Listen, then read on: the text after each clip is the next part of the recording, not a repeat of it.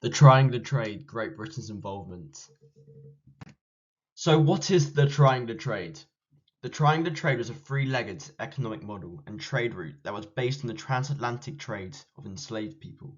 It ran between the 16th century and the early 19th century, where Western colonialism was most prominent. It connected free markets, which were Europe, Western Africa, and the Americas and the Caribbean. So what were the three legs? The first leg of the Triangular Trade began in Europe. This stage was known as the manufactured run. British ships would make their way down to the west coast of Africa with manufactured goods such as metals, brass dishes, knives, tools, textiles, firearms, ammunition, and alcoholic beverages. These goods would then be exchanged with enslaved people. Africans were either captured and enslaved by British traders or British factors. Factors lived full-time in Africa and brought enslaved people from local African chiefs and leaders. Chiefs would raid rival villages and capture people, who would then be sold to slavery. The enslaved people were marched to the coast in chain line and were held in prisons called factories. An enslaved person would be worth around £3 of traded goods in 1700. The second leg of the Triangular Trades involved the transportation of slaves across the Atlantic Ocean, usually to Brazil or the West Indies. This stage was known as the Middle Passage. It was a terrible journey which ranged from 21 to 90 days. On board, the conditions were terrible, with extreme overcrowding causing little ventilation and many diseases being spread, leading to many deaths. The death rate on the ship ranged from 10 to more than 20%, which is mainly due to the unsafe amount of bodies being transported. Around the 1780s saw the peak of the Triangular Trade, where on average 78,000 slaves are brought to America each year. Half of these were transported in ships of Britain merchants. Upon arrival in Brazil or the Caribbean, the enslaved Africans were sold at auctions and then were taken to the New World, where majority were forced to work on plantations. The selling price of an enslaved person was £20 in 1700s, so there's great potential for huge profit. The shipment to Europe of plantation crops and the goods produced from them was the third leg of the Triangular Trade, known as the Home Run. Amongst the most valuable exports to Europe were sugar, rice, indigo, tobacco, cotton, molasses, and rum. In return, Europe sent manufactured goods and luxury items to the colonies, which themselves exported items such as gunpowder, iron, tools, and cloth to Africa. The colonies also sent fish, meat, flour, and lumber to the Caribbean islands in exchange for sugar and molasses. Britain's role in the Triangular Trade. British involvement in the transatlantic slave trade began in 1562. Post-1663, Britain's involvement in the slave trade intensified, following after a new patent along with royal backing was issued to the Company of Royal Adventurers. This succeeded in 1672 by the Royal African Company, and again it received royal backing, particularly from the Duke of York and later King James II. Under the terms of the RAC Charter, London was at the centre of English slave trading. However, though, in 1698, the monopoly on London trading with Africa was abolished.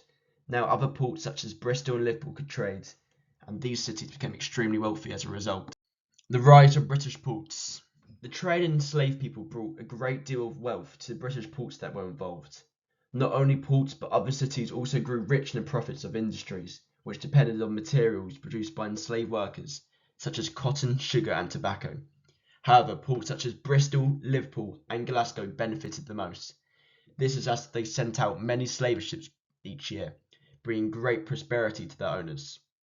However, it is worth noting that this significantly contributed to wealth inequality in the UK by concentrating wealth in these ports, while simultaneously creating a system of exploitation and underdevelopment in other parts of the world. Great Britain's economic growth. So the British profited from the trade of enslaved people, sugar, tobacco, and cotton, which were produced on plantations in the Americas and the Caribbean, using enslaved labour. These commodities were then transported to Britain, processed, and sold for profit. This allowed for the economy to grow massively. The British economy was transformed by the transatlantic slave trade. In 1700, 80% of British trade went to Europe from ports on the east and south coasts, showing how involved Britain were in the slave trade. Before the Triangular Trade and around the 1500s, the nominal GDP of Great Britain was estimated to range between 40 to 50 million pounds, as you can see on the graph.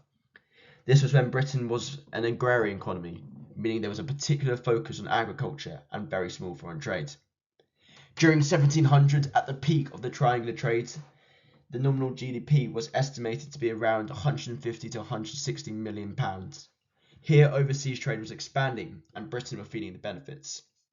And finally, during the 1830s, when the slave trade was abolished, Britain's GDP was estimated to be around 400 to 450 million pounds, so a big increase. However, it's important to say that the Industrial Revolution was well underway at this point, which would have significantly impacted the nominal GDP growth. So this means we can estimate the percentage GDP growth to be at around 844% during this period, showing the major economic impact of the triangular trade. The abolition of slave trade in Britain. So from the 1770s in Britain, a movement developed to bring the slave trade to an end. This is known as the abolitionist movement. The work of politicians, ordinary workers, women, and the testimonies of formerly enslaved people all contributed to the British abolitionist movement. Most notably, Thomas Clarkson and Granville Sharp were leading abolitionists who fought to end slavery. In 1787, they established the Society for the Abolition of the Slave Trade, whose purpose was to campaign for the slave trade to be brought to an end. As well as this, William Wilberforce, who was a member of Parliament and another key figure in the abolitionist movement.